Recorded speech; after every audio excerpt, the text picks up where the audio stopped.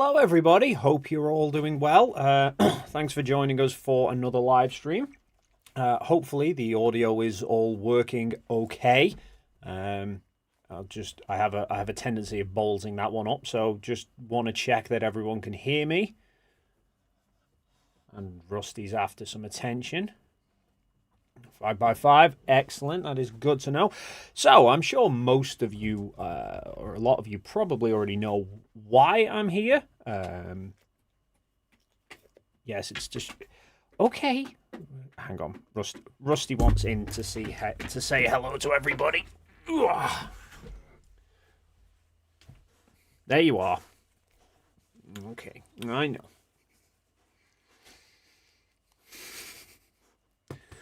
This is basically just going to be the stream, I think, people. I'm just going to sit here for 2 hours and let Rusty just steal the show, as always. Because let's be honest, that is why 90% of you actually watch my videos. Is not anything to do with me. It's for you. Yes. Right. Are you going to go back to your spot? No. Okay. We're staying here for a moment. So, I've got to remember where I put this here. Not there. Not there. I'll get to it eventually. There it is. So, yes, this is called the Critical Stream-a-Thon. And for anyone not familiar with what's going on, do you want to tell them? Or are you just not happy that I'm giving other people attention and not you? Right. Go on. Go on. There we go. Sit yourself down. Right. So, where was I? Yes. So, back in December, I went to Antarctica as part of TFE. And there was obviously a lot of people who went, some of whom I was fortunate enough to be one who had their place completely funded by the amazing Will Duffy. There were a couple of other people who went and had their own ways of funding themselves, a lot of which was crowdfunding. And then there was Critical Think, who did probably one of the most devastating parts of TFE, which was recording the entire QF20... QF27, the flight from Sydney to Santiago and back again. Not only filming the entire flight, but on the return journey, he live streamed in Santiago, getting on the plane, live streamed in Sydney after he landed, so you could see how far apart the flight was. But he was crowdfunding to make it to go as well. But the majority of the cost, which was an insane amount for the trip, really, has been paid for out of his own pocket. Kind of left him in quite an awkward situation.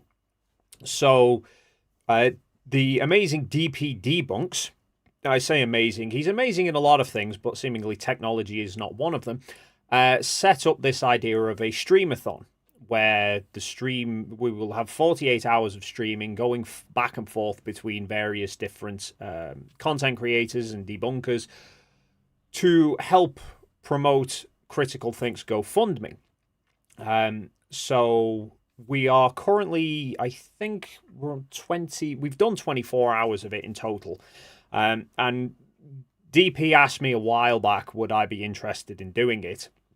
Unfortunately, he picked rather an awkward time for me to do it because in less than 2 weeks, I'm flying, funnily enough, to Sydney, Australia for my honeymoon. So I'm currently kind of up the wall. Kids are just starting to go back into school now, so I've been kind of struggling with keeping up the video schedule anyway. And then obviously I've got 2 weeks off now that I'm going to be out the country, so I'm trying to get ahead of everything in terms of making sure I've got some videos covering while I'm away. So when DP reached out and said, would I be interested, I thought, ideally I would love to, but I dare not commit to it because I wouldn't know how I was going to be fixed for time with everything. As it happens, I've managed to free up about 2 hours at the moment to stream. And who's... Hello. What are you doing? Could you get dressed by any chance? Could you go and put some clothes on, please? No, get your bum off the... Oh, my God. No! Wrong one. Go and put some clothes on, please. Come on. But I'm still gonna go with Error. Mummy's bed. Okay, well then, could you go into Mummy's bed or go and put some clothes on? I wanna tell you something. Okay, what do you want to tell me? So, can you get my tablet? Error, come here. What? Can you get my tablet and bring her upstairs? Not right now. I'll get them later, okay? Okay, because I didn't have it. Okay.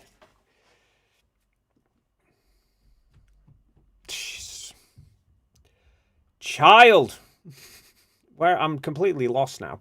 There we go. Don't you start as well. My God. Everybody wants my attention. No. Enough. Anyway, where the hell was I? I'm completely lost now. And you're not. So, yes, basically, this is me streaming for 2 hours, which so far is going very well. You sit there then. There we go. There we are. I've got a baby. I've got a baby for a dog, or a dog for a baby, whichever way round it goes. What? Can I say hi? No, because you're not dressed. If I get dressed? If you go and get dressed, you can. Yay! Now I've got another child who wants to come in. Ugh. And a third. Oh my God, I've got too many kids. Right. So basically, the whole point of this is for anyone who's missed the intro and wondering what carnage am I doing here. Yes, I'm going to be streaming until about 7 p.m. So just under 2 hours from now, where I'm basically just going to be filling some time and encouraging people to click the link down below to the GoFundMe page for Critical Think and donate whatever you can towards him to him to help cover the expenses he had for the Antarctica trip, because it was a very expensive trip. And ow, calm down, you. Realistically, I mean, like I said, I was very fortunate to go. It was an absolutely unbelievable experience. Hello. Somebody else would like to say hello to everybody watching. Go on then. What? I can't see myself. Well, you have to come over here, won't you? There you go. Hi. There we are. I'm getting naked then. Okay, well, not in here, please. Okay. Bye-bye. Go on. Wait, am I going to be on YouTube now? Yes, there you go.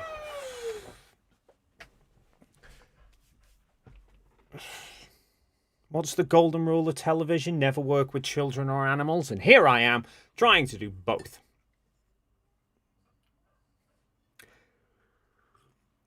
So, anyway, where are we at? We are at $34,396. Now, to be clear, that's not in the last 24 hours, as amazing that would have been. It was on 26/1, I believe, when this started yesterday. So, in the last 24 hours, there's been about $8,000 raised, just over $8,000, which is absolutely incredible. The Stream-a-Thon is going to continue for another probably just under 24 hours until tomorrow. So obviously, yeah, any and all support that you can afford, absolutely please do so.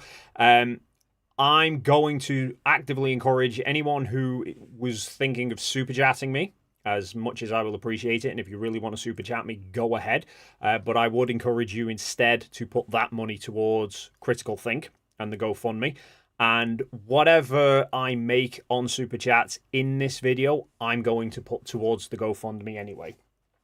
I got dressed. You got dressed so you could come and say hello to everybody. Hello. There we go. Hey, just need your brother to come in now and we'll have had the set. And my sister to come. Yeah, your sister's already been in. Now you've been in. And Rusty's been in. But he can't talk, so he didn't say No, you're right. Rusty can't talk now. Because he's only a dog. It is, because he's a dog. I'm not sure he'd get much chance to be able to talk with you lot anyway. Yeah, he can only bark. Yeah. Right, are you going to go back into and play, watch in Mummy's bed, or are you going to go play with your Barbie house for a bit? I want to stay here. You want to stay here? Okay, do you want to go and sit on there with Rusty? Yeah. Yeah, go on then.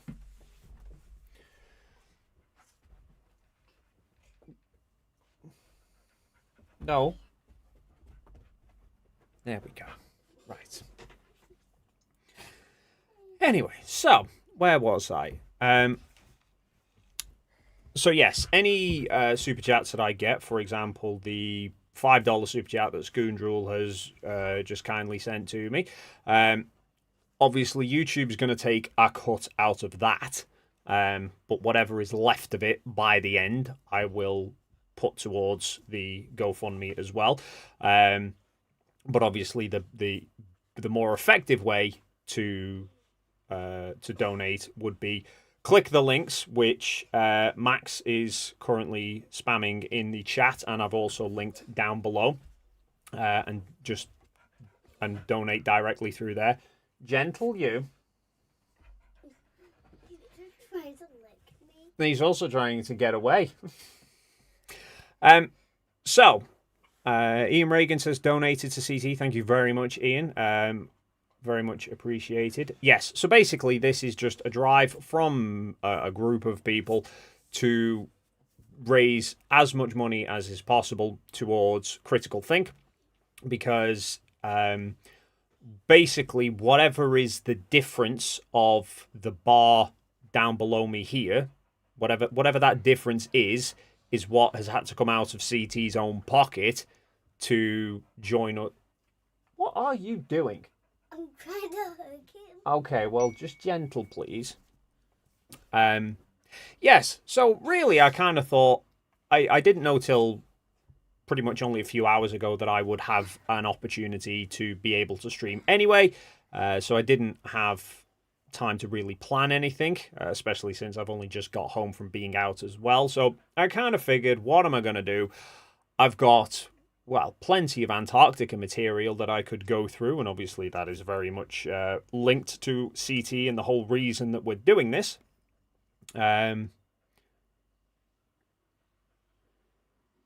Juki asks, so did CT basically bankrupt himself to go to Antarctica? You've got to admire the passion and the commitment. I don't know to what extent, but yeah, he basically decided he was going to be going, and with the hope of being able to cover as much of it with crowdfunding as possible. But I think before this started, the crowdfunding was sitting at 24,000. So that's Australian dollars, but that's, I mean, I'm assuming it was about 60,000 that the trip cost. I don't know what the conversion rate is, but I know it was about 35,000 US dollars to do from Punta Arenas to Union Glacier and stay at Union Glacier and come back. Plus, then you've got the flights that he would have done to Santiago and Sydney and there and back. So yeah, it was a pretty error. Please, no, enough now, please. Don't be doing that. People do not need to see your bum. So you're just being a little bit fizzy still, aren't you?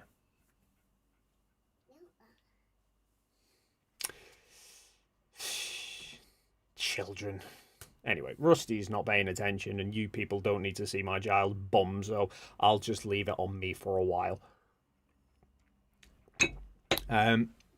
Yeah, so it was a very expensive trip, and Critical Think was quite an integral part of the trip as well, because it wasn't just, for as much as flat earthers seem to completely misunderstand, it wasn't just a case of we went to Antarctica and we saw the 24-hour sun. It was a whole host of various different things that we did. So not only did we obviously see the 24-hour sun, but I recorded the sunspots consistently for 24 hours. So the size of the sun consistently. So you can see that the sun doesn't change size, it doesn't change orientation. Compare that to the photos of the sunspots that we got from all around the world, and strangely, you notice that the orientation does change depending on your location, which means that for people in North America who were seeing the sun 180 degrees rotated, their orientation was basically 180 degrees from ours, which is going to be difficult to explain on a flat Earth. But then there was lots of other ones as well. So CT, very importantly towards the trip, brought along his scales and his weights, which he was able to predict how the recorded weight of his weight would vary depending on location, because of the slight variations in Earth's gravity at different locations. Hello. Hello. You're still being a little bit crazy, aren't you? Somebody's just started back at school this week, so I think a little bit overtired. I'm at blue school. You're in blue school now, aren't you? She's moved up into the bigger school. Okay. There we go. Right. Can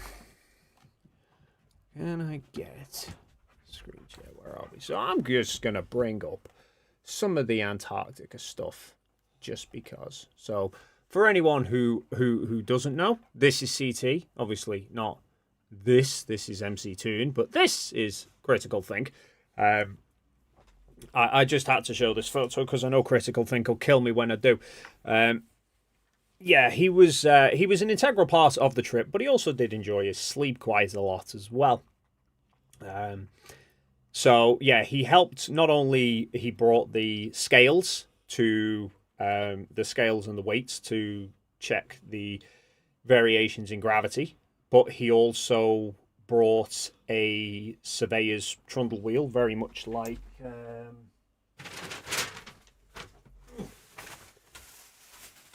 this. Packed one of these and took it, brought it on the trip as well. And so what he was doing with that is, I do have records of all this somewhere. Here we are. He and Will and Toon were measuring the lengths of, that's probably a better version of it, going along, finding basically a strip of road that was right outside the hotel that run perfectly east to west. And so using a little GPS device like this to get... What is that? What? What is that? This is a little thing that tells you exactly where you are in the world. But it's okay, because I know exactly where I am in the world. I'm right here tickling you. Yes, so we basically found this stretch of road outside the hotel, runs perfectly east to west, near enough. There was a slight kink in it that they had to cut over a car park, but yeah, CT was able to take his trundle wheel and walk several hundred meters up and down the waterfront.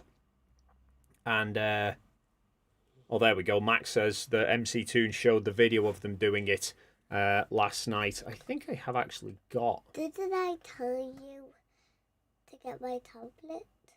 You asked me, you didn't tell me, and I said I'll do it in a bit. But it was a bit. Okay, well, quite a bit longer. It was longer. I thought you had it before. I didn't. You didn't have it, okay.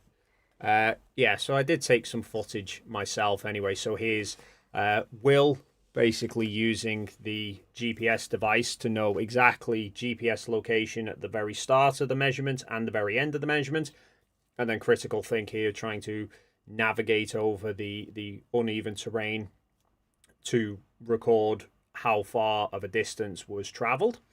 And then from that could work out what the distance is between meridians at various different latitudes. So they did this in Punta Arenas outside the hotel, and I believe, well, they definitely did do it in Antarctica as well. I just can't remember if I got any video footage of it or not.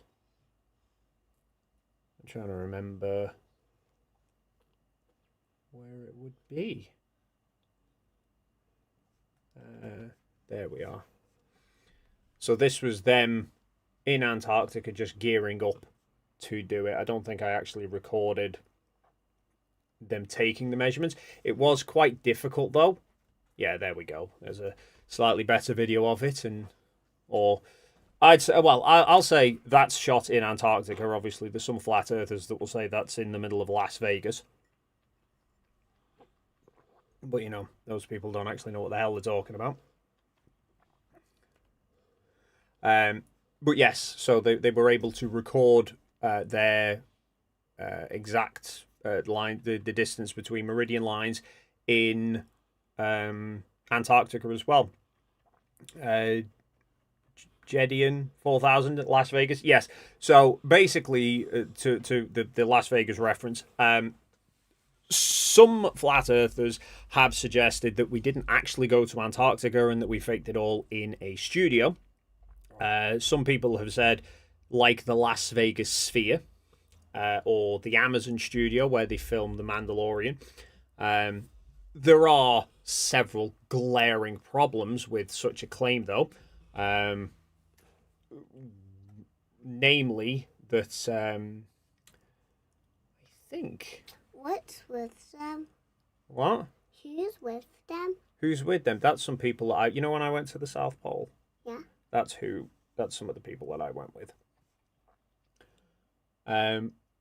Yes, where there's footage within the 360 cameras of us getting into that great big orange tucker truck and driving off into the distance, and kind of difficult to do that in a studio. So there's lots of problems with it. Or others saying that we faked it on a screen. However, there's also this clip that I've got, which I put together, that perfectly highlights why that's wrong. So this is the time lapse from my 360 camera on the bottom, and then on the top I've taken the 24-hour footage from one of Will's 360 cameras. So this camera here is the top camera, and I synced them up in terms of the speed, because mine was a time lapse, whereas Will's was just straight footage that was 24 hours long. So I had to speed them both up to match each other. But when you play them through, you'll notice that the sun distorts shape on both of them because it's a 360 camera, but the distortions don't occur at the same time because the cameras were positioned slightly differently to each other. Which obviously, if this was a studio and the sun that you're seeing here was just projected on a screen, the sun would be identical in both of them, but it's not, which kind of ruins that particular claim. I was going to try and do it with, I wanted to try and do a similar setup as this, but using the footage from Will's camera after he'd got back to the main camp, because he set his up for a time lapse which wound up running for about 30 odd hours. I think it was about 30, could have been about 36 hours, but that at the same time MC Toon had a 360 camera still at this location recording as well. So that had put about 2 miles between the cameras, which I thought would have made for quite an interesting comparison to see parallax shift between the between the two cameras as the sun. Now. You're going now, are you? Okay. Well, thanks for visiting. Bye.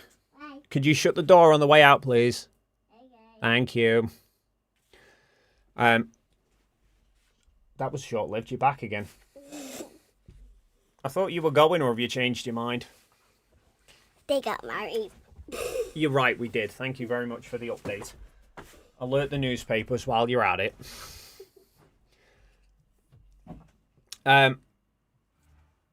Yes, so I have no idea where I'm at now. I'm just completely up the wall. Yes, so basically this entire Antarctica trip was nothing short of incredible. And absolute once-in-a-lifetime trip, especially for me. I'm unlikely to be able to ever go back again, that's for sure. But I can honestly say to anybody, if you ever have the money to do a trip like this, just do it, because it's utterly incredible. Even just here, so this is the flight out to Antarctica. This is a 360 degree view, so it's obviously somewhat distorted, but just doing this, the flight out there, it was utterly insane, because you're just out over ocean. You take off from Punta Arenas, you just immediately turn in straight out over the ocean, so you're heading south. So you know you're heading south, and you just keep going south. And it's just ocean and clouds, and we were watching the map on, I can't remember if I've got a photo of it or not.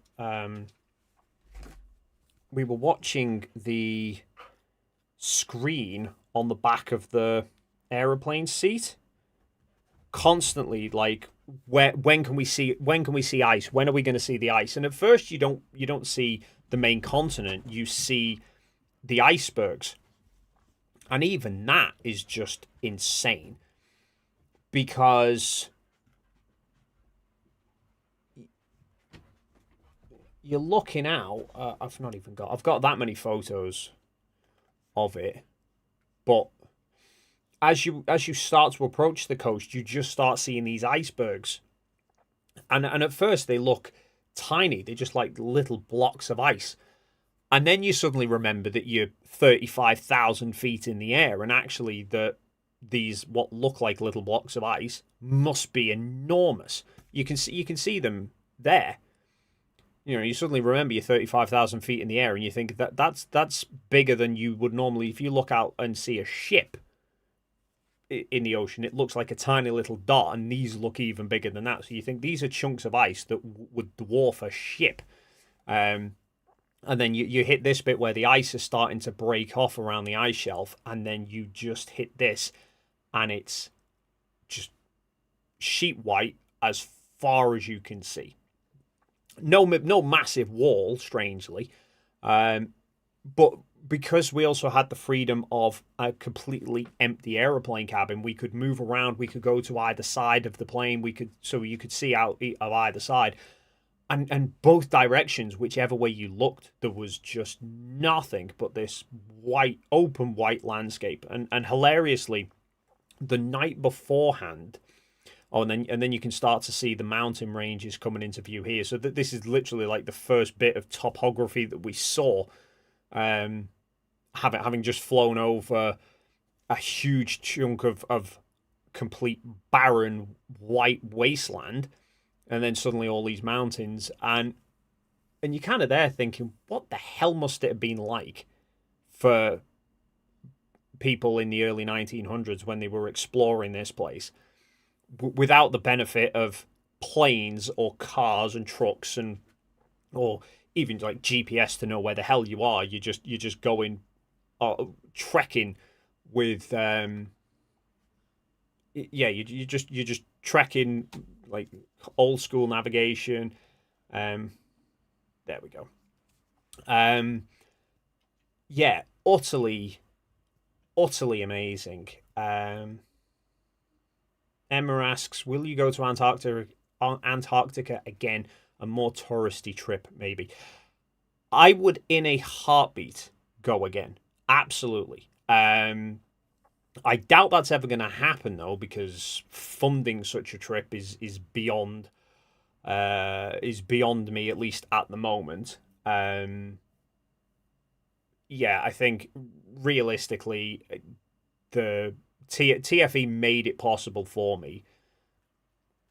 And I think beforehand, it was kind of, I was unsure in the sense that Fletcher Boy asks, but Dave, how can the pilots fly? Because no one can look directly south, according to Flatsoid. Yes, it is. Flatsoid versus south is quite an anomaly, considering you can't look south, but to get to the South Pole, you just go south, and it's just there. Yeah, the trip was just, I struggle to put it into words, because it's strange in the sense that there's nothing there. And yet, by the same token, it's also one of the most fascinating places I've ever been to. Because there's nothing there. Like, there's a video, you've probably seen this already, but I'm just going to play it anyway. Just to highlight what it's like. But I need to find it first. I just can't remember where it was. In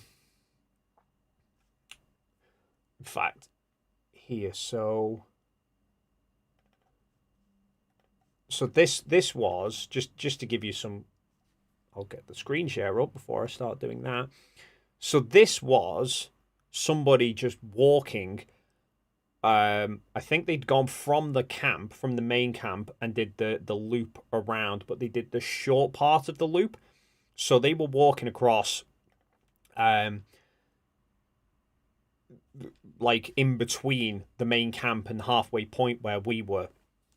And I they're just this tiny little speck on the horizon. I actually, to get that view, I had to use this lens fully zoomed in, just to see this, and it was just mind blowing to just see this tiny little person, and then you've got Mount Rossman behind them.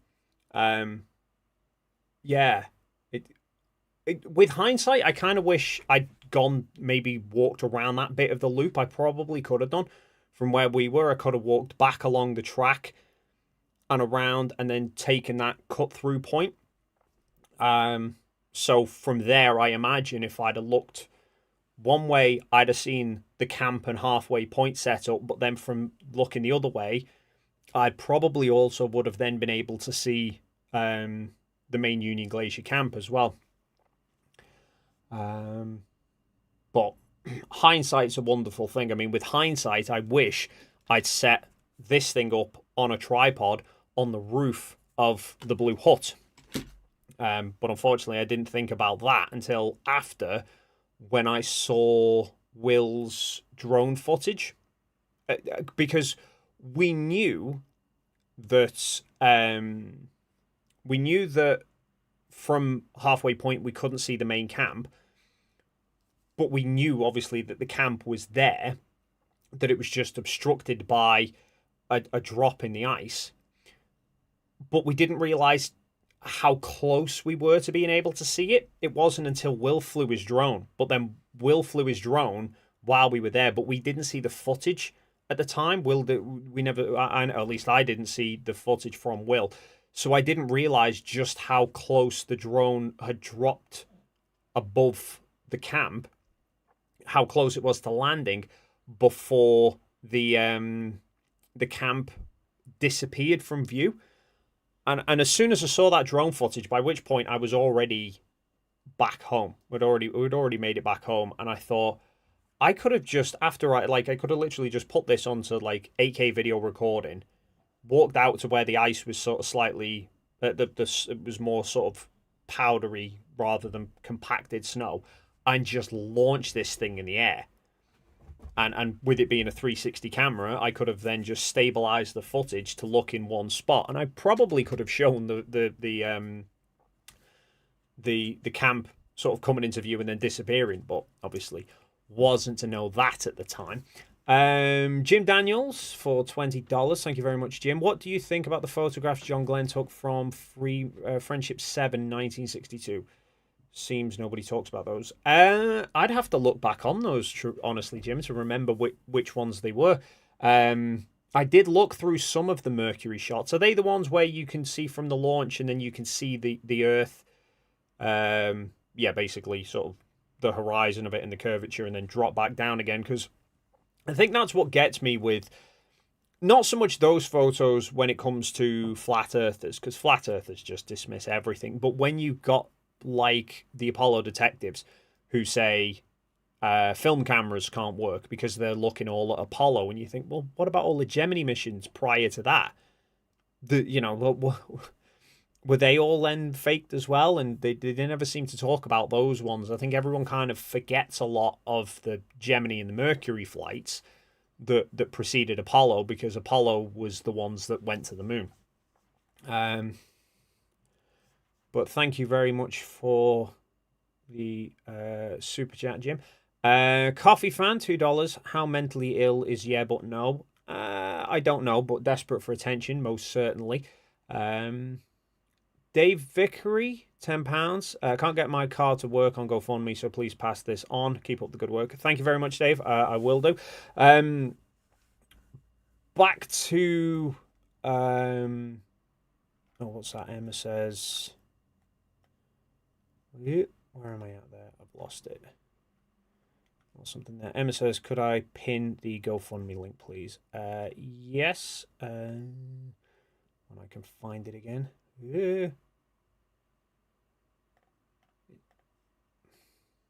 Pin.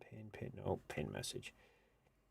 There we are. So I've now pinned the link to the GoFundMe in the chat. So yes. For anyone, I've not had any of the analytics up. I've no idea how many people are watching. I'm assuming there are obviously people watching because people are commenting. I've just broken my computer and I don't have a dog anymore. Everything's going well. But hey, take note, DP. At least my audio's still working. 190 viewers watching. So yes, anyone who missed the start of this stream, basically just to catch you up on, this is for a fundraising stream for Critical Think, who came to Antarctica with myself and a bunch of other people, but he entirely funded his own way. Run a crowd fund to cover as much of the cost as possible, but I think it was somewhere in the region of about 60,000 Australian dollars that the trip cost him. And prior to yesterday, he'd only raised $24,000, $26,000. So basically, we're doing this Stream-a-Thon to get as much raised as possible, basically, to help cover the out-of-pocket expenses that CT had to put towards going to Antarctica. Which I think really, Critical Think funding his own way there needs to be very much admired, because he did a lot more than flat earthers did, because prior to us going to Antarctica, there wasn't a single flat earther that I saw who even attempted to fund their own way to Antarctica, which is bizarre, considering for so many months and years, all the talk was, you can't go to Antarctica, there is no 24-hour sun, Globers are scared to do any of this stuff. And then the moment Will comes in and drops the bombshell that is TFE, suddenly they don't want to know anymore, and suddenly it's all, it's a false dichotomy. Because reasons. They'll say because you're only disproving the AE map. It's not, because no flat earther, strangely, every flat earther was absolutely fine with the idea of a 24-hour sun in the north. Had no objections to a 24-hour sun in the north. Even D. Marble, flat earther in 2016, flew to northern Alaska recorded the 24-hour sun, and then came back, and all the talk was, actually, I know Ranty's no longer a flat earther, but I've got a clip of Ranty on one of Oakley's streams with D-Marble, and somebody arguing against them in favor of the globe, and they actually said, explain how this 24-hour sun works on a globe. So none of them had worked that out at that point. None of them had figured out that the globe predicts two 24-hour suns, but they were using it as an argument that the Earth can't be a globe because there's this 24-hour sun. And quite ironically, when the guy made some comment, the globe guy made some comment, was trying to sort of shift the topic to something else, and was like, why won't you answer my question? And Ranty said, because this is the footage that's showing now. This is my questions about the 24-hour sun. The footage is on screen now. And then Oakley pipes up and went, yeah, somebody went a long way out of their way to get this footage, so wanted to only talk about that. And suddenly now, none of them want to talk about the footage that we got in Antarctica, because it somewhat bricks their ideas of a flat Earth. In fact, just because I can, there we are, a nice, steady, slow time-lapse of the 24-hour sun that I could just leave playing on repeat, basically, because this is very much the same as what D-Marble captured in Alaska back in 2016, except we were on the complete opposite side of the world and seeing very much the same sort of thing, but going the other way. And then not only that, but then you also have this, the fact that I captured more than 24 hours worth of sunspot footage, that the sun for that entire 24-hour period never changes size. So even though the focus is of the camera's drifting in and out, I think possibly that's temperature fluctuations in the camera, but the actual sunspots, the size of the sun, not changing. That, what you saw drift there, by the way, because I know loads of people ask about that. What are these weird things? That's basically because my camera wasn't perfectly aligned. The mount wasn't perfectly aligned to the equatorial plane. So when you look at somewhere, I have... Here we are. So when you look at the sunspot photos, the sun kept drifting up and down. So I had to keep an eye on the camera the entire time, and every time that the sun would start to be getting close to the edge of the frame, I'd move the camera back up again, and then just keep doing that. So when we then took all of these photos and aligned them all with each other, basically MC Toon wrote a little piece of software that took all of these pictures and found the edges of the sun and aligned them all together. But obviously that then meant that on some of the photos, as the sun's moving through the frame, it's passing over some of the dust spots that are on the sensor. So when you then align everything to the sun, rather than the sun bouncing up and down the frame's basically bouncing up and down around the sun, which means the sunspots are sometimes passing through. So what you're seeing here is in fact a dust spot on the sensor as the sun's moving across it. But yeah, 24 hours of the sun not rotating, not flipping around and doing barrel rolls, not changing in size at all, which means its angular size from our location was not really changing at all. Now, sure, you could say, oh, well, maybe then the Earth's like an AE map but centered on the South Pole and the sun's circling around that. But then there's the added problem of the orientation of the sunspots as well. The fact that obviously we were seeing the sunspots with them here as they were, and somewhere in amongst the plethora of footage and information that I've been sent, I've got photos somewhere else that other people sent me where the sunspots are a different orientation. And it's not mirrored, it's not flipped, it's actually rotating depending on latitude. The other bit as well is it this one? I need to find them. Somewhere as well, I have photos taken with the exact same camera, same lens, same setup and everything that I took in while we were in Punta Arenas, as well as I took a test shot here in the UK just before I left, or just after I got back. And the sun in all three locations is exactly the same size in the frame as well. And remarkably, for as much as flat earthers were, well, we just want to question things and we just want answers, none of them have wanted to really address this. They'll talk about the time-lapse footage, the 24-hour sun footage, and try and dismiss everything that they can as being fake. But they won't touch the sunspot photos, even though I published all of the raw files.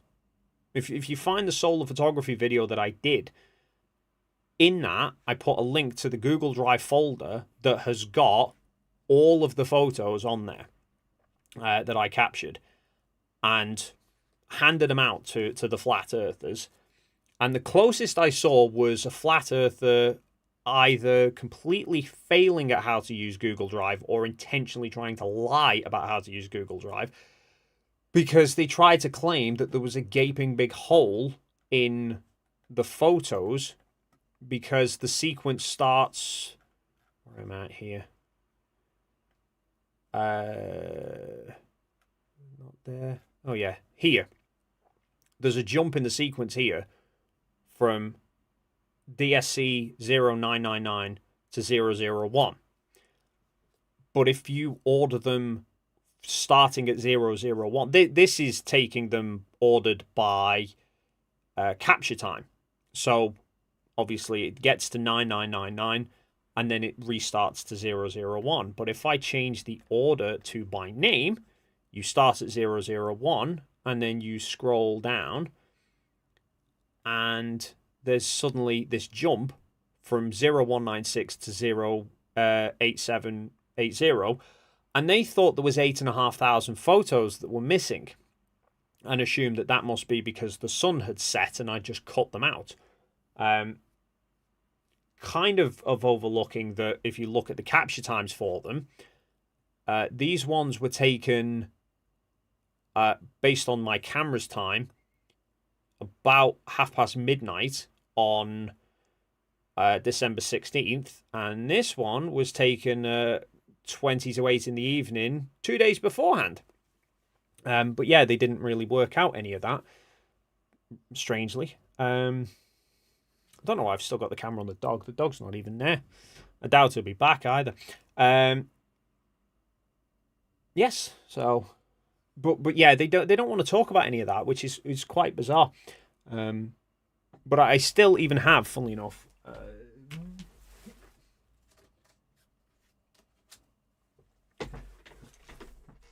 oh, there you are. You cannot leave your fans lacking. I will get in trouble. These are the memory cards of the solar photos. I still have them. I haven't formatted them. I've kept that one safe in a container. But yeah, those are the memory cards that both of them were in that camera, fitted to that lens with that equatorial mount in that place there, capturing the sun for a full 24-hour period. I keep... Yeah, that one. Hello. Capturing them for 24 hours. And yeah, I haven't taken the photos off. The two memory cards are in every video that you've seen since I got back from Antarctica. These are right there within the Antarctica shrine of flat Earth destruction. And pretty much this... Rusty fault. You're blocking the view. Pretty much that entire back section behind the dog is Antarctica related. Ow! No need to scratch me. Sit yourself down so people can see. Come on. Yeah, right over in the back corner is the certificate that ALE gave us for basically going to Antarctica and not dying.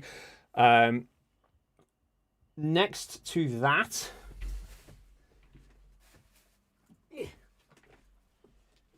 is the water bottle that we had for being in Antarctica, and this is melted Antarctica ice. I filled this up with ice at the camp right as we were packing up to leave, and then I threw this in the suitcase.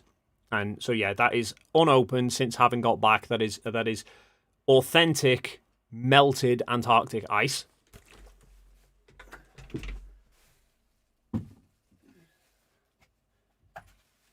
And then the Antarctica plaque, which Max Dandry made for one for everybody.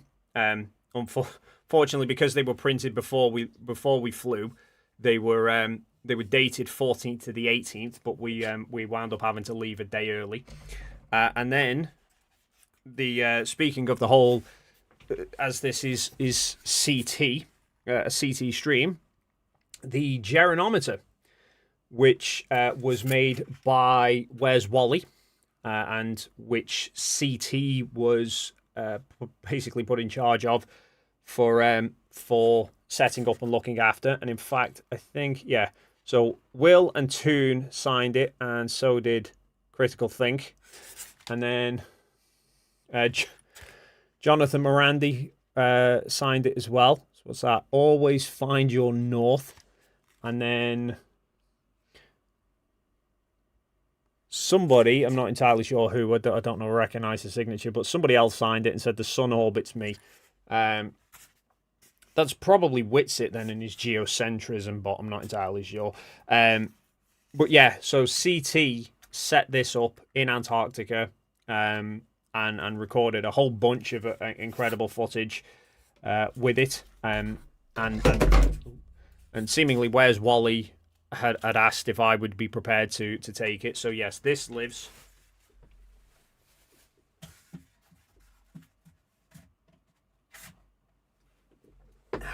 in the background of every one of my videos as well. So yeah, that is basically my Antarctica shrine now, with a dog who's licking his own balls. A bit of decorum, please, dog. There's a time and a place.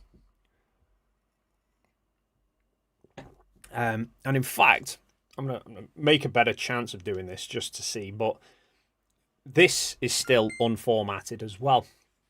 I've used it a few times and I've shot some more footage, but I've never actually scrubbed the Antarctica footage off this. Except the last time I tried to play this on a stream, the thing locked up. I think because of the size of the file. And then I noticed afterwards there was an update for it. I've used this that infrequently. I can't even remember how to get the playback. Oh, there it is.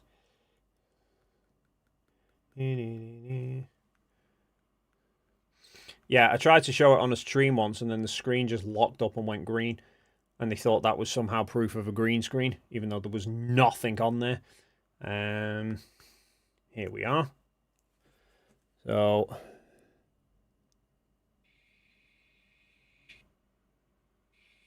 this is after we'd landed, I think, on the ice.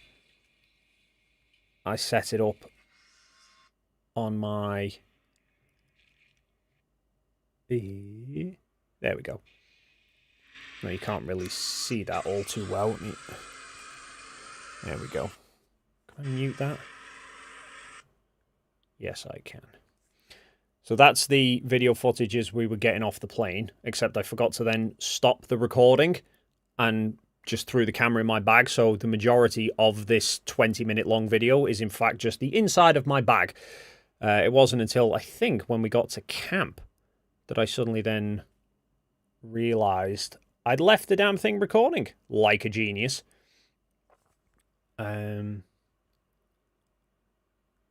Yeah, so that was once we were off the plane. Trying to do this backwards is a pain in the ass.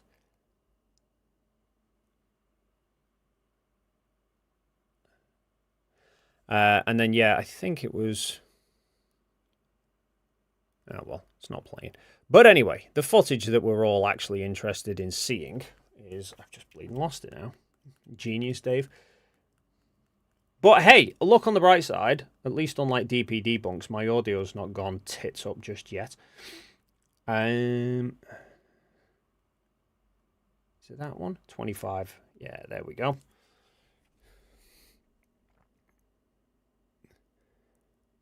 This is the original 25-minute time-lapse of us in Antarctica, still on the 360 camera. And I think, if I can find...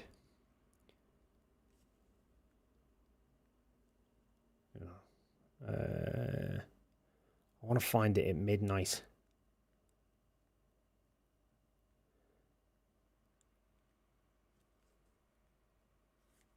It's still locking up. Oh, there we go.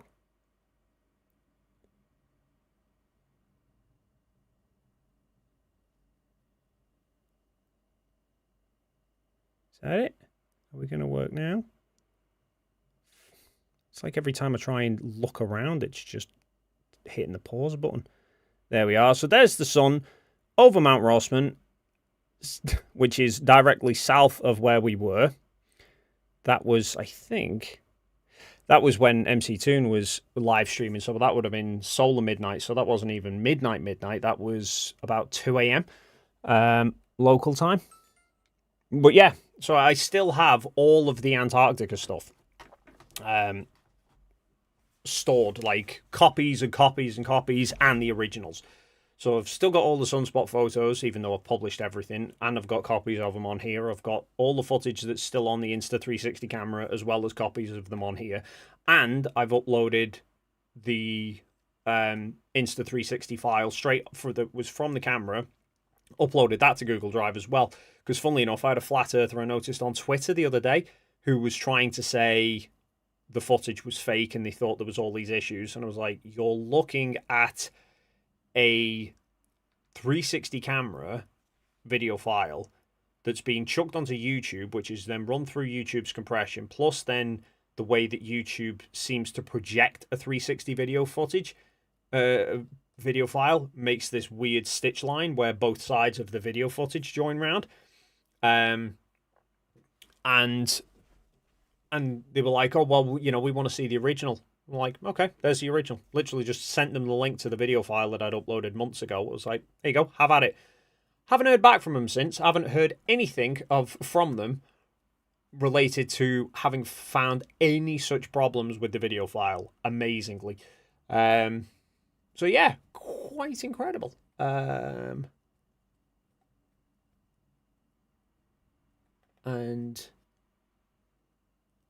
that one.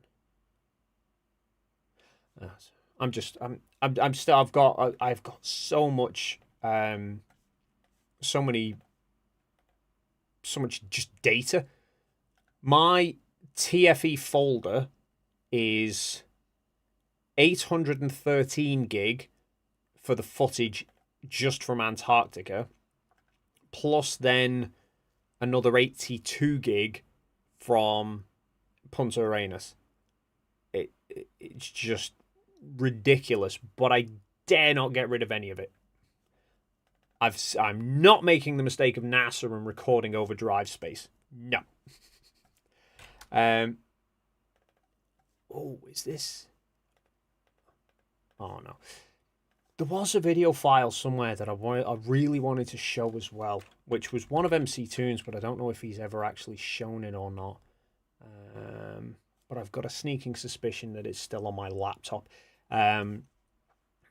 Because there's a load of people who've obviously suggested that that it was in a studio, and Toon had his little GoPro with him. And there's a video file somewhere, but I just can't remember where I put it. Of when because he had his 360 camera at... Oh, this might be it.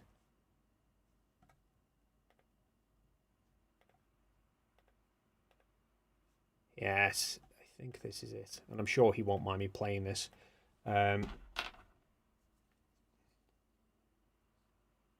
Yes, Dave, has Toon some of your stuff for download, Insta360 files or partials?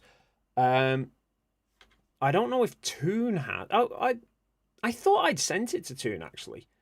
I'm pretty sure he has. But I've got the Insta360. I have got it. It's on Google Drive. But yeah, I'm pretty sure I sent it to Toon to... No, I did. I sent it to Toon. I sent the because I've got two, like a short clip and then a long one. And the long one is the main one that obviously that I put onto YouTube. But I also recorded a short clip which was during the setup, which whenever I've got too many screens, I'll bring it up now. Anytime today. Just don't mind me, people. Just focus on the dog for a second. Skip. There we go. Screen share. So I've got this file, which is only a 1 minute file, which I'd set everything up, and then I started to... Yeah, this was when I was setting the camera up and trying to get it to track properly.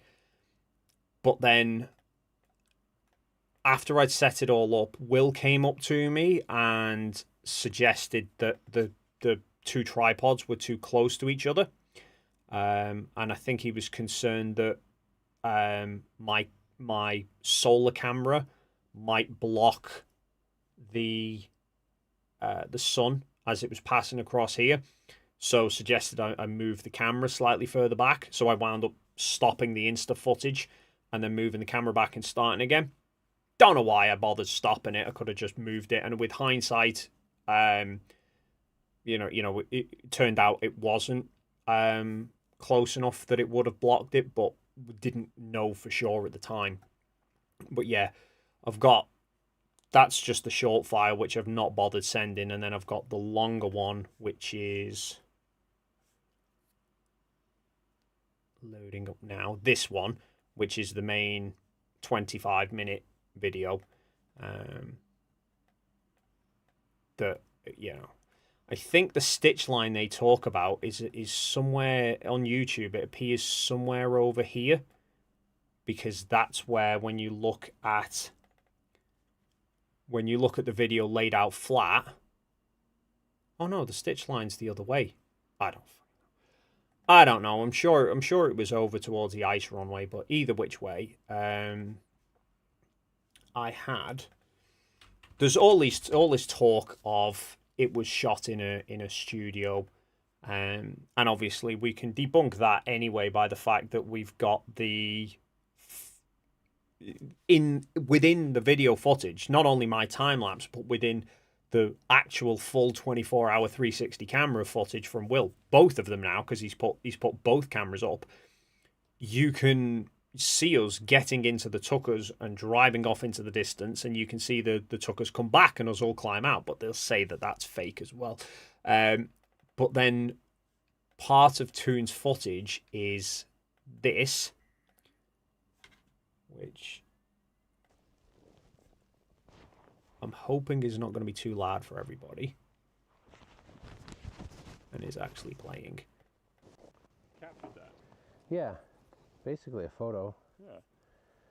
So The light comes through the top. yeah, and it's directional, so the sun went all the way around. So this is, just let me know if this audio sounds crap or not, but this was after we'd left, All right, I need to make after sure we'd that's gone back to the main camp. recording. Toon I pressed a button and I'm not sure if I had did left something. his a 360 That'd be bad. camera recording at If I halfway pressed point where stop. we were after we'd gone, and he took a trip up there. One of the Scott, one of the guides from the camp, took Toon up there to go and check. I think he was going swapping the batteries over on the 360 camera. Like, this was part way through the time lapse, but he went up there on a snowmobile. So that's where his GoPro is currently sitting, is on a snowmobile, on the back of a snowmobile as he's checking over the camera. But then he leaves it running. So this is, you can see, obviously, halfway point, the hut that we were in.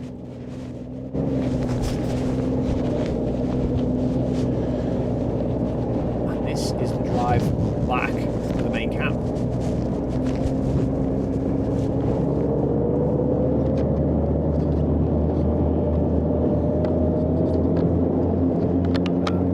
Skip ahead slightly just because it took a while.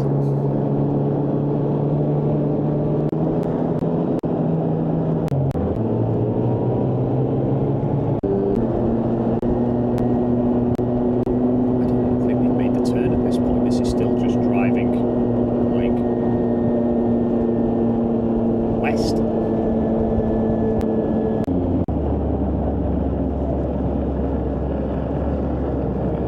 And then this is now having turned, heading towards Mount Rossman.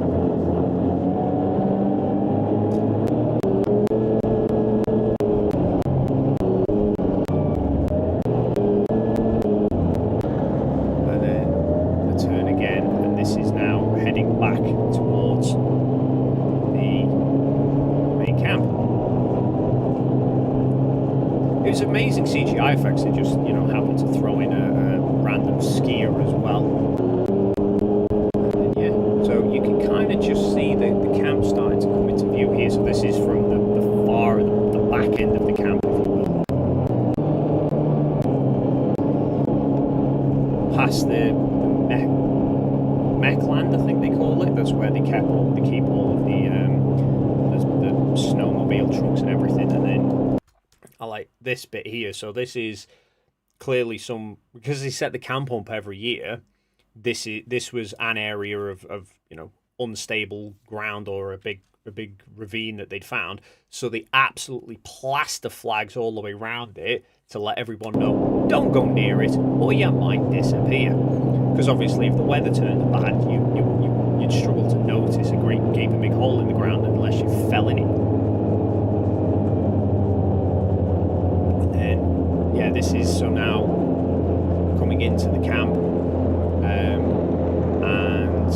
we didn't really do anything in these second rows of tents. I think those were all the staff. And then this first tent is the Fran, as they call it, the hut, the food tent. And yeah, there we are. So that is an uninterrupted, I mean, the whole video file is 16.5 minutes. The actual drive was... Yeah, do you think Mark will be okay just waiting for you then? 8 minutes on a snowmobile, uninterrupted drive from halfway point right the way round to the main camp. Which, yeah, I like I said, Toon took insane amounts of footage on there, and I know he was putting it all online. I don't know if he's made it all, if he's linked it all yet, but I had a look through it. Only problem is it was all on bloody Dropbox, and you can't like stream it through Dropbox. You've got to download it. But he films for that long. Like, that one video file is 10 gig. So I wound up, like, because it's a 4K video file and it's quite a high frame rate, not high frame rate, a high bit rate. you wind up having to like download this entire video file to then have a look through it to see if there's any footage in there that's of any use. Yeah, so absolutely insane. Like I was only recording odd little bits. Apart from obviously the Insta 360, which I was just recording left it recording for 24 hours, but even then I set it to time lapse. And then when I'm recording the video footage, like my video file is my video folder is 122 gig, but that's like just short clips, so like 20-second little video clip there, 8-second video clip there, just a random 6-second clip. I'm just going to mute this because I don't know where anything's going to be. So I was just recording these odd little bits here and there, thinking this will just be good little B-roll footage. So like just showing this entirely empty cabin that we were in. And little things where I'm like trying to record what I'm recording, because I know flat earthers will turn around and say stuff's fake. So, oh yeah, there's where I was looking at. So, what had I done there? I turned the frame rate of the camera down. So I was trying to get the screen, the details on the back of the screen. So there we are. That's the screen on the back of the seat, showing that we were coming over the peninsula. So this is what I was saying before. We were like flying over thinking, where's the ice? Where's the ice? The map's saying we should be able to see the ice. And then you just look out and then you see that.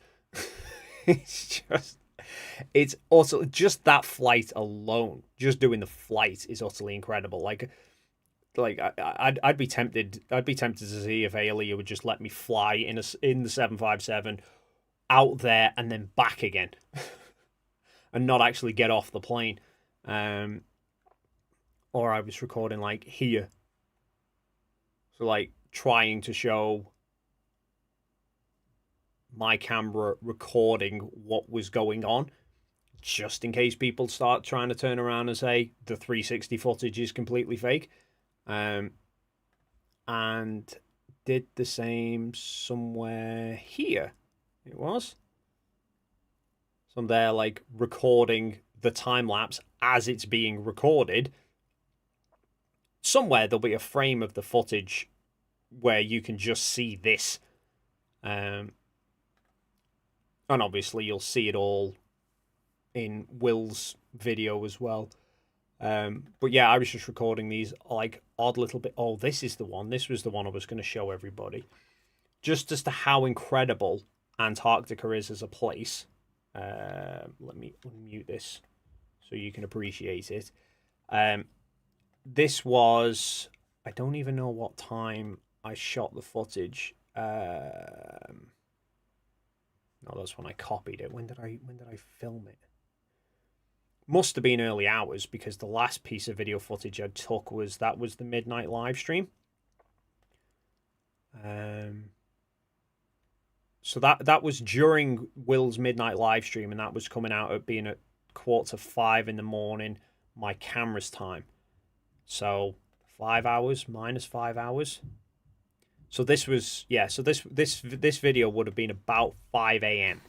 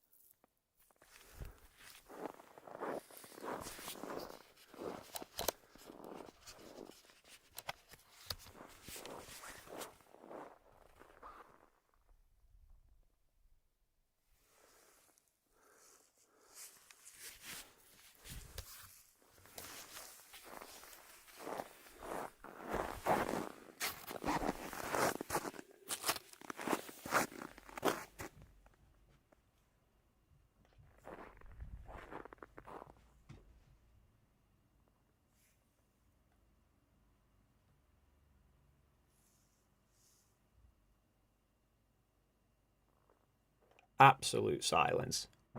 That was 5 o'clock in the morning. That was about 5 o'clock in the morning, Union Glacier time. And everybody else, at least of the TFE crew, was inside the hut. I'd literally just come out to... It was after MC Toon had been streaming, and then Starlink died on its arse.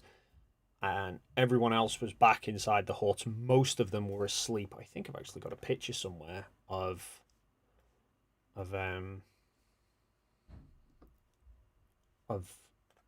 the...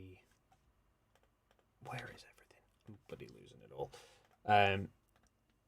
I've got a photo somewhere I took of inside the hut, and it was pretty much everybody else was asleep, apart from, I think, Toon's just off frame, but everyone else was asleep. Yeah, so I walked out to go and check on the camera, but there was nobody else there. There was the ALE staff member, so they always had somebody, staff member, on hand with us. Yeah. Oh, not that one. There we are. So this was in the hut, early hours of the morning, and I think that's Toon, who was sat chilling out just to the side. Critical Think is somewhere buried in this sleeping bag on the floor, just behind me. And then that's Mark, Herman, and Will. Lisbeth's over there in the corner. I think Austin was asleep under that table, and Jaren was asleep under the table here. And I had to stay awake because I was needing to keep an eye on my 360 on my solar track camera. I dare not try and fall asleep. So I stayed awake for that entire period. But that video clip was, I thought I went out, filmed myself, went outside, because they had an ALE staff member on site with us at all times, just to make sure that, you know, nothing happened, and if there was any issues, they could radio to get someone else to come up and help. And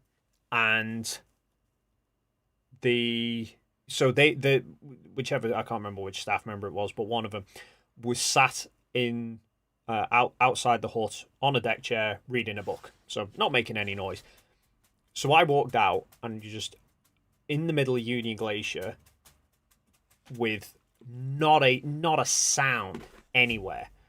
Like, it's strange. You don't realize, even in the quietest areas here, you don't realize how noisy it actually is in relation.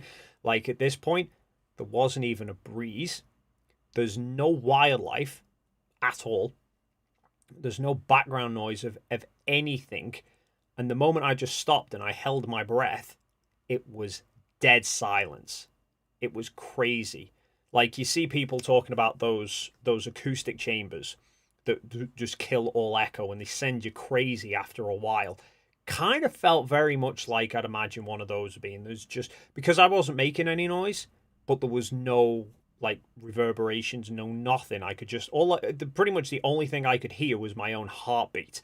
It was incredible, as a place, unlike anything else. And I know we dropped on quite well for that period with the weather, which we were very fortunate with. Realistically, I think even if it had been a day later, I don't think it would have been too much of a problem, because Will and Toon both recorded the next 24 hours with 360 cameras, and you can see the sun pretty much the entire time as well. But yeah, I think that was just that period that we hit was just utter perfection in terms of the weather. So just to reaffirm what's going on here for anyone who's joined since, this is part of the Stream-a-Thon for Critical Think, who was one of the people who came to Antarctica with us. He funded his own way entirely. He did crowdfund for a portion of it, but the remainder of basically whatever's missing from this fundraiser here is what Critical Think has paid out of his own pocket to join us in Antarctica, and he did put a lot of effort in towards Antarctica as well.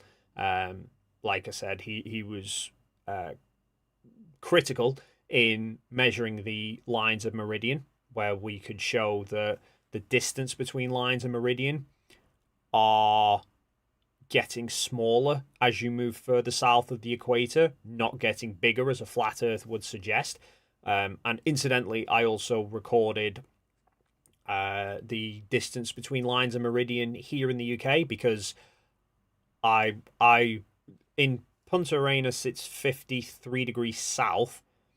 I think it's 53 degrees south, and 53 degrees north runs through the UK. So I travelled over to 53 degrees north UK just after I got back from here, from Chile, and I recorded hence why I've got a surveyor's wheel and this thing. Went and did the same thing that CT did in Chile, I did here in the UK, to show that the lines of meridian are the same at those same latitudes, but then they get smaller as you head closer towards the poles. So yes, Critical Think was critical in that regard, and he did the recording the flight of QF 26 and 27, the Qantas flights to and from Santiago to Sydney, Australia, which that alone should have got him the 3 Bitcoins from Dave Weiss's 3 Bitcoin challenge, which he's been screwed out of by Captain Scammer himself. And then he also did the weights experiment as well, where he had his little masses and a set of scales and was weighing those masses at the various different locations, the various different latitudes, made predictions of what they would weigh at different latitudes based on the varying gravitational strength of Earth at those different locations, and lo and behold, it all matched the globe perfectly. But yes, CT has been left quite heavily out of pocket with that trip. So we're doing this Stream-a-Thon, which I've got about another half an hour of, and then I'll be handing over to Max over at, I can't pronounce the channel name, Yamate Talks. Probably destroyed that. Zantek, what's up with CT? Is he okay? CT is fine in terms of health, but it's just the Antarctica trip has obviously left him very much out of pocket. He committed to going and then started crowdfunding to go. Yeah, Max, I know how it's spelt. I've no idea how you pronounce it.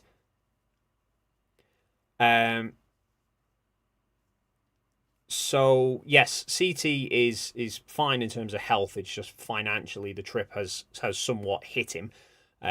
We were all very fortunate that the rest of us were all very fortunate that we either had the trips paid for by will, or we were able to, or MC Toon was, I think, pretty much entirely able to crowdfund the cost of the trip, whereas CT before today was somewhere close to, somewhere about 35,500 Aussie dollars out of pocket. However, incredibly, I think we're at 35,310, at least it's showing on my screen. So yes, there's the pinned comment up here, or there's a link down below to the GoFundMe for Critical Think. So anyone who can spare whatever towards his costs, he'll very much appreciate it, I'm sure. And I've already said as well, any and all super chats that I receive, minus the obviously whatever the YouTube take is of it, I'll be forwarding all the super chat money to the towards the GoFundMe as well. Speaking of which, Unflat Earth for 20 New Zealand dollars. Memory cards, just like spectroscopy, require a container. Dave Weiss, Flat Earth Scammer. Yes, another one of his fantastic statements. Not only does he swear on his life that he'll give six Bitcoins to anybody who can do the flight to Australia between Santiago and Sydney and, you know, record it and show it all and then not do it. And now he's trying to sell people some other God knows what awful garbage of medical healing. And then Raspberry Limbic Tad for $2 says, I'm only here for Rusty. Don't worry. Most people are. So there you go. Enjoy the dog. Oh, you'll pay attention to that, won't you?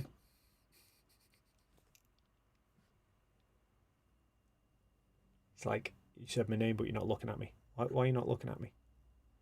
I'm not looking at him because I know the moment I look at him, he's going to stand up and he's going to climb up on the arm of that chair and he's going to be trying to claw at me.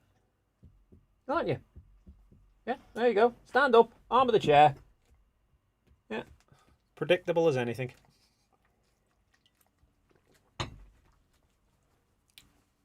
I know you. I just know what you do. And then I won't look at him, and he's going to carry on standing there. And he'll carry on standing there, and then he'll give it a minute, and then he'll go, why are you not paying me attention anymore? Why are you not paying attention? Okay, fine. I'm going to lie back down. I'm going to loop around in a circle like a cat, and then I'm going to fall asleep. I can't look at him. I've just got to stay like this, and then. ASXW. Oh no, fuck that prediction up. He's gone. ASSW, how many ex-flat earthers have contacted you? I've had a couple. I don't think most of them don't actually. I think a lot don't actually directly contact me. I know I had Obsessed Patriot. Is it Obsessed Patriot? Messaging, at least through YouTube chats, saying that my videos had helped him kind of break free from that mindset. It was the gas pressure one, I think he said his one was. This is kind of why when people say, why do I waste my time with it, and you know, if there's all this information and why do I waste my time doing these videos, and I think the thing is, there's always something that will, like, for most people at least, there's something that will kind of make things click. The analogy I keep using is a jigsaw puzzle. Right? If you have a jigsaw puzzle, you've got all these pieces, but you can't tell what the picture is. Obviously, if you've got the picture on the box, it's kind of obvious. But if you just had a jigsaw with no box and you had all these pieces, and they said make the jigsaw, you're starting trying to put the jigsaw pieces together, but you've got to get a good chunk of the puzzle put together before your mind can start to fill in the blanks and see what the bigger picture is. But there'll always just be like one piece that you put into place, and the moment you put it into place, suddenly that just makes it click for you. But it'll be a different piece for different people, just depending on how they see things and how they understand things. It'll be a different piece that makes it click for people. So it's not always the same piece of information that's going to make somebody realize that they're wrong about the Earth. So I know before TFE, before we actually went on the TFE trip, I know there was, what was his name? Amarel, who had flipped from flat to globe, partly because of me and partly because Eric Dubé's a coward who wouldn't go to Antarctica even after all the years of saying he wanted to go to Antarctica. And Amarel was actually a Patreon supporter of Eric Dubé and messaged Dubé and said, isn't it going to be, you know, it's great, you might get the opportunity to go to Antarctica and you can settle all this for all. And Dubé said, no, I don't share your enthusiasm, it's going to prove nothing. After all these years of saying he wanted to go to Antarctica, suddenly now the opportunity arises and he doesn't want to know. And so that was really a big alarm bell for this Amarel. But also my video where I talked about the fact that you can see the sun reflecting off the underside of an aeroplane at just before sunrise or just after sunset. So when the sun's below our local horizontal, it's shining up at the plane and then back down. And so that's workable on a globe, but it doesn't work for a flat Earth, because to see the sun reflecting off the underside of a plane on a flat Earth, you would physically have to have the sun lower in altitude than the plane, which is not happening. So that one was the one that got Amaral thinking was, oh yeah, you know, that I can see how that works, because he twigged what I pointed out, that you can't get a reflection of something unless the light source is below that object. If you're below the object, like an aeroplane, you can't see the sun reflecting off the underside of it unless the sun is physically lower than the plane's horizontal, which you can't get on a flat Earth, but you can on a globe. That was the jigsaw puzzle piece that got him thinking. With Obsessed Patriot, it was gas pressure. The fact that I pointed out that even if you take the shape of the Earth out of the equation, it's undeniable we have a pressure gradient. So you go up Everest and suddenly the air pressure is so much thinner up there. So even if you're going to say we're on a flat Earth and there's this big dome over us, well, the air's naturally sinking. So the dome is doing nothing because the air's not trying to escape. So that was the one for him that got him sort of twigging and thinking, oh yeah, we don't actually need this whole gas pressure needing a container thing's a bunch of crap, because for gas pressure to need a container, the container would be having to stop it from escaping, but it's not trying to escape because the pressure's higher down here than it is up there. So there's always something that's going to make people twig. You know, I mean, I've been gearing up for some of my next videos since I'm nearing the end of this anyway. Oh yeah, AceSW says, and far before TFE Ranty, it was Blackpool Tower. Blackpool Tower, another great one, which was a photographer took a photo from Southport looking towards Blackpool, and then you've got the mountains of the Lake District in the background. Now, based on the angular sizes and the flat and the distances, on a flat Earth, the mountains would have appeared bigger than Blackpool Tower, but the mountains actually look smaller, because they were further away, so they would further be on the curvature of Earth. That was the one that twigged Randy. But you've still got some flat earthers who'll argue the toss about that one, trying to say that it's some shit to do with perspective that they don't understand. And then, you know, for other people, it was the coverage I did of surveying. The fact that for as much as certain flat earthers who've never done any surveying in their life will tell you that that surveyors survey the Earth flat, I've got a textbook there that literally states if you try doing trigonometry based on the idea of the Earth being flat, it won't work. So, funnily enough, I do actually have a video coming out next week regarding this. But I'll go through this anyway, just because it's fun. So, in fact, what I will do, because somewhere within my... I have this entire book in PDF format, but it's like page by page. So I'll bring up, whenever I can find it, what page is it? There it is. So share. There we are. So that is that page there. And I'll bring up that diagram, and then I will read you the excerpt that it says just here, where it says, if the height difference between A and B, which is there and there, so the height difference here, if the height difference between A and B was calculated using theta, which is this bit, I believe, an incorrect result would be obtained because of curvature and refraction effects. Between A and B, the curvature of Earth is represented by vertical distance FG here, which is the difference between the level and horizontal lines through T over distance AB. Refraction causes theodolite line of sight to be deviated along TP, although vertical angles measured as TS.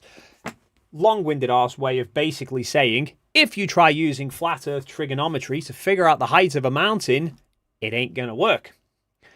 And yet, I've got a certain flat earther on record on more than one occasion stating that you can use trig to figure out the height of a mountain, and apparently that's what surveyors do. Yeah, my video next week is going to be a response to that that flat earther. I'm sure you all know who I'm talking about, but let's just say he got very angry with me. And then I've got another video that I'm going to start working on that I bought another book to do. Global navigation for pilots. Spoiler alert, it ain't flat earth navigation for pilots. But this is the same flat earther who seems to think that NTSB flight data somehow proves the Earth's flat. And that the pilots fly based on the Earth being flat. And yet, remarkably, I went and bought this book, which is from Aviation Supplies and Academics, that was written by a qualified pilot, and not only a qualified pilot, but also then somebody who's a professor in the aviation department at the University of North Dakota. And this talks extensively about not only how the fact that all maps are globe projections and all charts that they use to fly are based on the globe, and they plan all their routes based on a globe, and the Coriolis is an illusion that it states right there that the flight systems actually correct 15 degrees per hour for Coriolis, and the planes have to use the rotation of Earth to figure out their location. When they start them up, they figure out the planes themselves, calibrate their own latitude, measuring the rotation of Earth, which is, more problems for flat earthers. So I've got those videos coming out, and a video on Coriolis as well, because there's so many flat earthers I see that say that they think that the moment a plane takes off, the whole world should just rotate underneath them, like a hot air balloon should just be able to go up in the air for an hour, come back down again, and be 1,000 miles further along the equator. So, yeah, utterly bizarre. But I've got those videos coming out over the next couple of weeks. So the first one, which is Santex, Nathan Oakley, yeah, that'll be the one. So the first video I've got coming out is Wednesday. So that one's finished. I'll be publishing it on Wednesday. I will I make a note of this in the video anyway, but I'll apologize anyway. I did a video talking about this whole Earth's measured flat thing, and the video was about 40 odd minutes long. And there were quite a lot of clips of Nathan played in there. And there were a lot of comments from people saying they couldn't bear to stand listening to him because they just couldn't stand listening to the video. They couldn't bear my video because of the clips of Nathan. So, forewarning, the video that I've got coming out, I do keep the clips of Nathan to a minimum, but there is a chunk at the start. I'll put a big warning up on screen and I'll give you a timestamp where you can skip ahead to if you want to jump it. But he made quite a few personal attacks aimed towards me, which I couldn't not address because they're too damn funny. Especially in relation to if you've seen the whole of the stream that I've done here. It's particularly hilarious that he calls me on 16 occasions, I think it was, unhunkable. States there must be a woman out there who's ugly enough to sleep with me, that nobody ever will, brings his daughter onto camera and says, I'll never experience the love of a small child. Yeah, I'll never have a woman in my life, and as you've sought and as you've seen tonight, I'll never have kids. So can't help but point that lot out. But then once we get through that toxic hellhole, shall we say,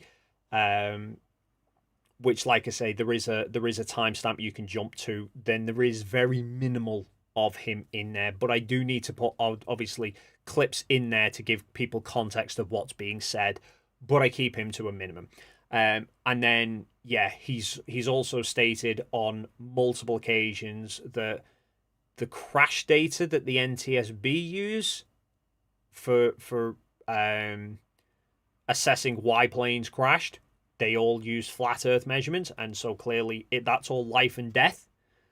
So I'm going to tear that whole argument apart, because it's quite ridiculous that he's using the idea of it's life and death that the Earth's being measured flat, when pilots are literally taught to fly based on the Earth being a globe and based on the Earth rotating. And then not only that, I've also got the correction tables for... I got them here somewhere as well. I'll have to find them again. I've got the naval artillery correction tables for Coriolis deflection, which are quite amazing to see. But I think I've got them. I think they're all on my laptop, unless I can find them. Naval gun table somewhere.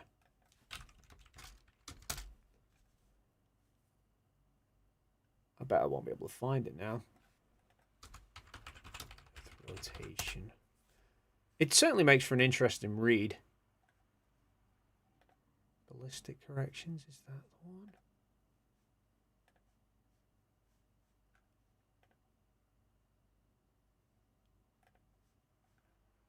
No.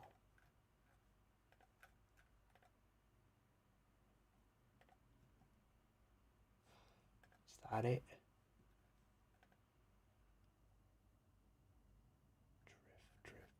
No. Anyway, I'll find them. I've got a correction tables for not only the US 8-inch guns from the Second World War, but the 16-inch battleship guns as well,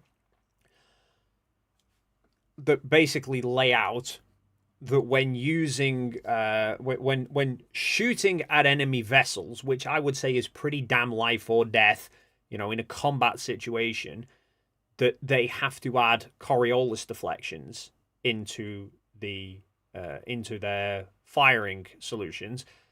And it lays out, if you're at the equator and you're firing directly east or west, no corrections at all. If you're at the equator and you're firing north, you've got to deviate, I think it's up to like 120 yards to one way. And if you're firing, if you then traverse your guns 180 degrees to shoot at something the same distance south, you've got to traverse it the same amount, but the other way. It's like, it's pretty life and death that you don't want to be pissing around with. Is you know, navies, like you wouldn't expect naval admiralties and stuff to be going, we really should be teaching our gunners to, you know, actually try and hit the target, but we've got to keep up this facade of the Earth's meant to be rotating. So I know we'll just teach them all to miss because they're meant to be accounting for an illusion.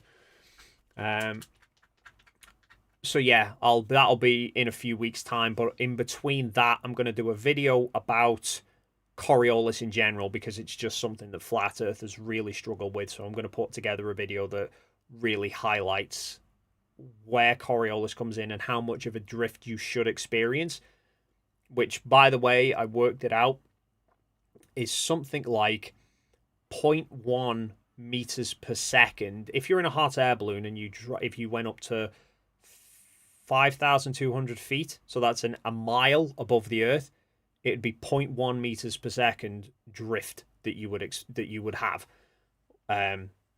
Whereas I think average wind speeds I worked out was something like 3 meters per second. So yeah, you ain't drifting anywhere really because of the Earth.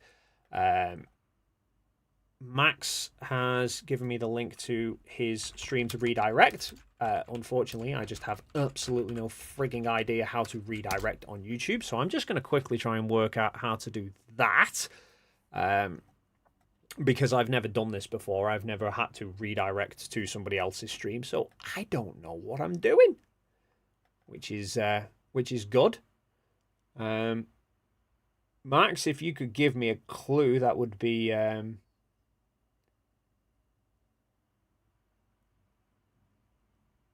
helpful.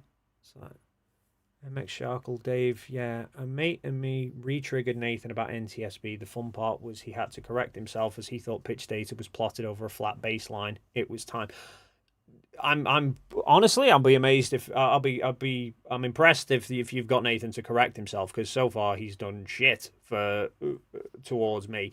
I'm hoping the video that I've got coming out might at least, well, if not Nathan, it won't touch Nathan, but maybe some of his viewers might get this notion, because they're absolutely convinced you can't get elevation angles from a curved surface. It's like you don't get an elevation angle. You calculate an elevation angle because you've got to subtract dip correction, and the amount of dip you correct is not based on a flat Earth. It's based on a globe. Edit video on studio, then go to customization option, redirect at the bottom.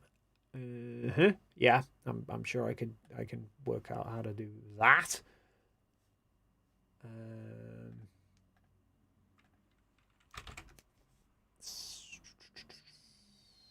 Anyway, while I'm doing that, thank you everyone for joining us. And I want to check on Critical Things GoFundMe, see where we're at now.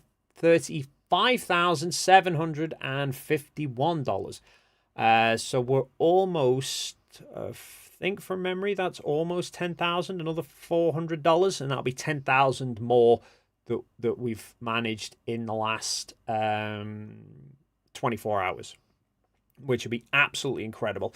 I think CT's asleep. I know he'd messaged before when I said, all of this was pretty unplanned. I didn't know I'd have the time to do this. Edit title, edit description. No redirect in there. View on YouTube. No details. Edit. What is that? What did Max say? Go to customization. Customization. There we are. Redirect. Hey. Video from another channel.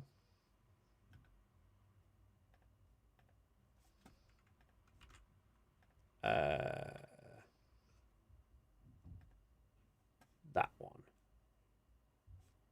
I think Critical Things Stream-a-Thon Part 2 done. Right, Max, I think that's done. But so yeah, anyone who's on here at the moment and watching, if when I finish this stream in about 10 minutes time, if you just stay on here, all being well, the fairies of YouTube should send you over to Max, who is going to be continuing the Stream-a-Thon. And yeah, and let's see how much further we can bump CT up.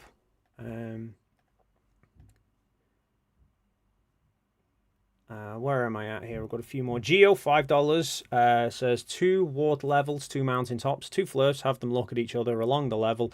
Explain why they're both pointing over. Explain why they both are pointing over their mother's heads.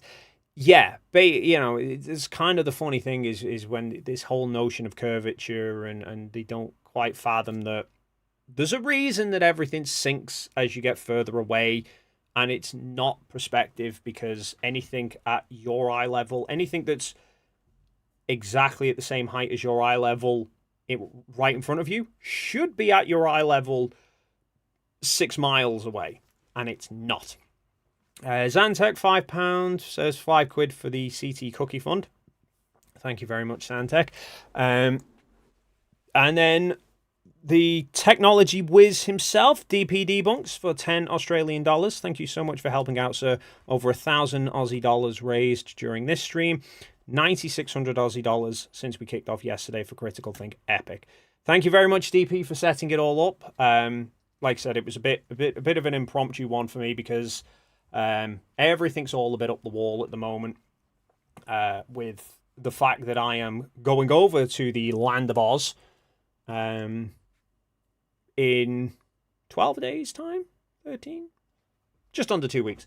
I'll be heading over to Sydney, and hopefully I'll be meeting up with Mr. DP himself. So don't worry, everyone. Anyone who's familiar with DP Debunks, I'll give him a crash course in how to actually not balls his audio up. I can't actually talk. I screw mine up all the time. Are you wanting to get in for the final couple of minutes? Come on, then. Yeah. Hello. There we go. All right. Here you come.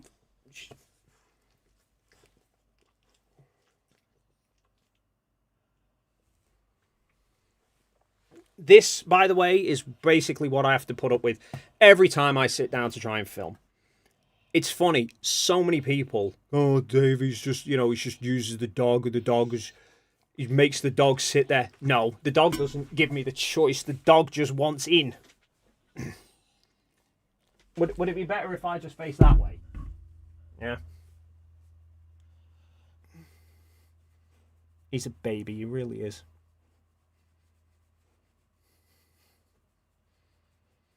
But yes, not so much now with the chair that we're on, but I mean, he still does it to some extent, but in the old house where I used to film, there was a sofa, and he didn't used to sit on the sofa as much. Like this red chair has basically become his chair now. So whenever I come up here, he just automatically defaults straight to that chair. And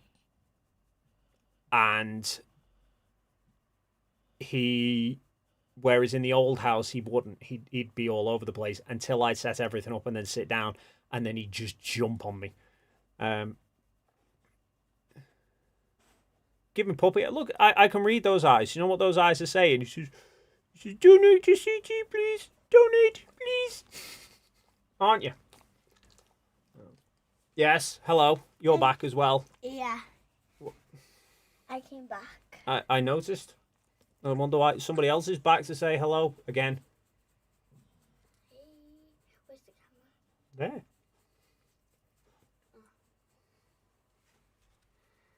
Have you got AirPods in? Yeah, I've got one. Why?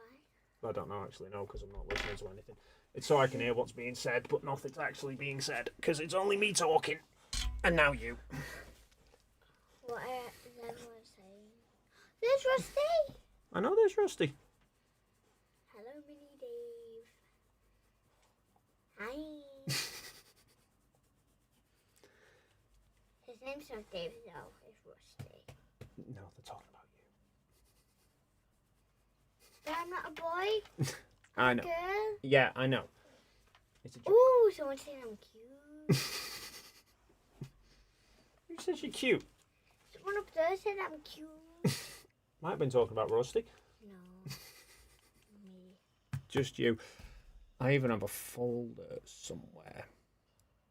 A Rusty folder. Of all the clips.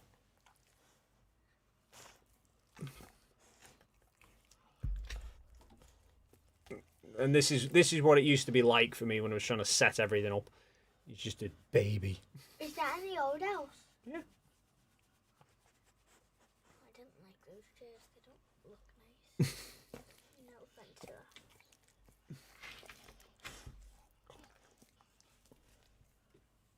Could never get him to sit. And then... Oh, he's a little puppy. I know, you're not as young as you used to be, are you? He's 10. I know. In February, he turned 10. Only a few months older than me. How long are you doing this for?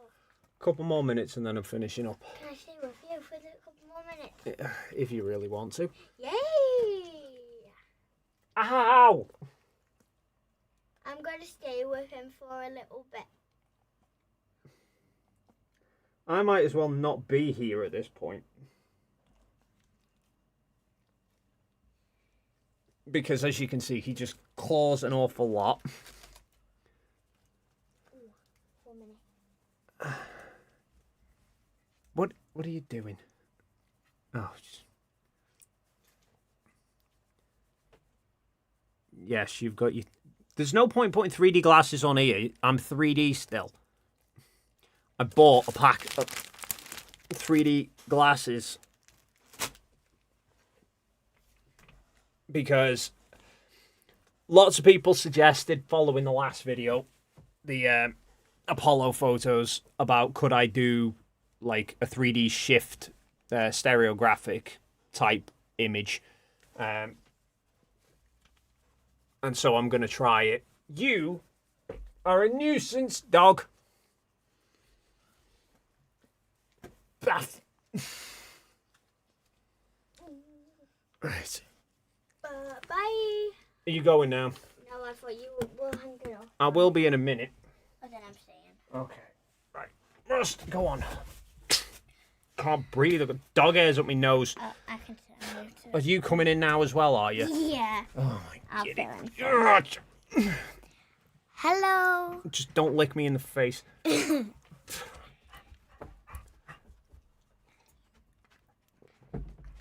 that big, the grown-up Coke or the regular Coke? What? The one with beer in it, you know? No. Well, that was disgusting. Yeah. Right. Anyway, right. I'm assuming Max is in the chat. Max, are you ready to go if I hand over the reins to you? Because I'm ready when you are. Okay, in that case, I think we'll finish everything up here. Yes, you can say bye. You don't need to say bye just yet, because I'm going to finish up, and then I will even let you push the button to make it all go away, yeah? Yay! All right. So yes, thank you to everyone who has stopped by. Thank you especially to everyone who has contributed towards CT's GoFundMe. Link is still there. Behave yourself. If you haven't already done so. Everyone who has super chatted, thank you very much. Once I've figured out the totals for those, minus whatever YouTube's gonna nick from me, I will get that put towards his stream, his GoFundMe as well. So let's try and get him as close to the 60,000 as possible, because he was a big part of TFE. I'm staying in the robot. You go and sit over there then. Yeah, he was a very big part of TFE, and the results and the destruction of Flat Earth wouldn't have been as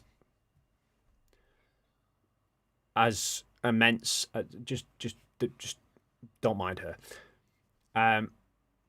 Yeah, the destruction and the results of TFE wouldn't have been half as amazing as they actually were. And yeah, so this Stream-a-Thon is going to continue on for the next sort of 20 odd hours or so. I know there's a few others who are going to be streaming. I think FTFE at one point is going to be streaming as well. But basically, every stream is going to bump onto the next. And next is the very capable hands of Max at Yebematux or something. And I'm going to go. But unfortunately, my technician who's meant to be pushing the button has ran away. So, I didn't say goodbye. You say goodbye then. Bye. It's like ASMR. Right. What I'm trying to do. Are you? Okay. Well, we'll work on that one. Right. I'm going to say bye to everyone, and then you're going to push that button. Okay, can I speak on that then? There we go. Bye. Yeah. Bye, everybody. This one? Yeah.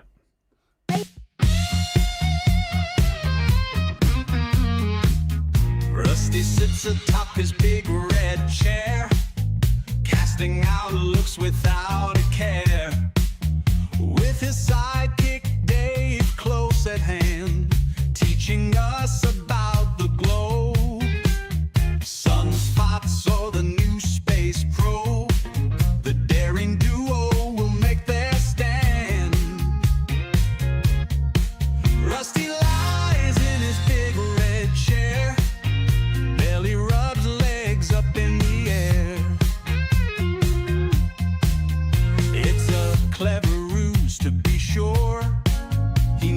sleepy, don't be deceived. Don't let your thoughts be preconceived. He can spring to life in a big red blur. Rusty has a nose for facts, a science-based directive. Battling conspiracy theories, a true canine detective. He can't be denied. So many have tried, so many have failed and ended up dejected. Just like the fish John West rejected. So many of them to be corrected. Rusty sleeps in his big red chair. Those floppy ears still hear, I swear. He dreams of conspiracies to come. Dave leaves him be, he knows the score.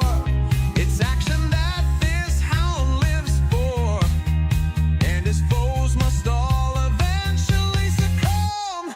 Rusty has a nose for facts, a science-based directive. Battling conspiracy theories like a true canine detective. He can't be denied. So many have tried, so many have failed and ended up dejected. Just like the fish John West rejected. So many of them to be corrected. Yeah, too many of them to be